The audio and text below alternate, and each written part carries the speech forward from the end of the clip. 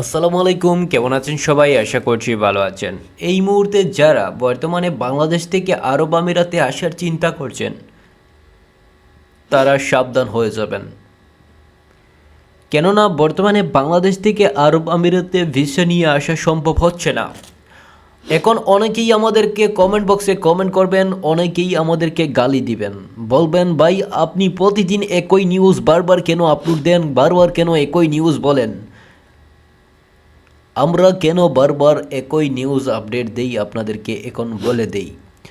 ধরুন বর্তমানে আরব আমিরাতের কোনো ধরনের ভিসা চালু নেই, অর্থাৎ বাংলাদেশ থেকে কোনো ধরনের ভিসা বর্তমানে হচ্ছে না।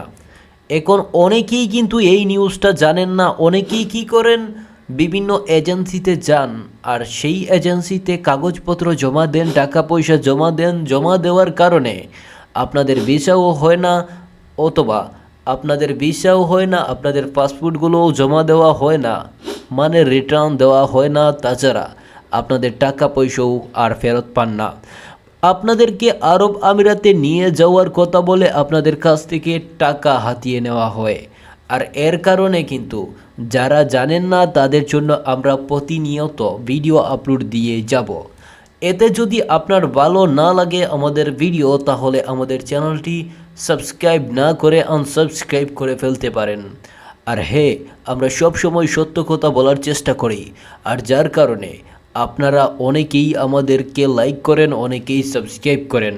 বিশেষ করে এই মুহূর্তে আরব আমিরাতে ভিজিট ভিসা চালু নেই, তবে ভিজিট ভিসা কিভাবে চালু আছে, কিভাবে আপনারা যেতে পারবেন সেটা হয়তো ইতিমধ্যে আমাদের চ্যানেলে পেয়ে যাবেন। আমাদের অন্য চ্যানেলেও ভিডিও আপলোড দেওয়া হচ্ছে নিয়মিত। যারা যারা আমাদের চ্যানেলে নতুন, চ্যানেলটি সাবস্ক্রাইব করে দিবেন। আর বিশেষ করে লেবার ক্যাটাগরির ভিসা, ক্লিনার ভিসা, এই ধরনের কোনো ভিসা বর্তমানে চালু নেই। দালাল কিংবা প্রতারক থেকে দূরে থাকুন আর আমাদের চ্যানেলটি সাবস্ক্রাইব করে আমাদের পাশে থাকুন। ধন্যবাদ সবাইকে।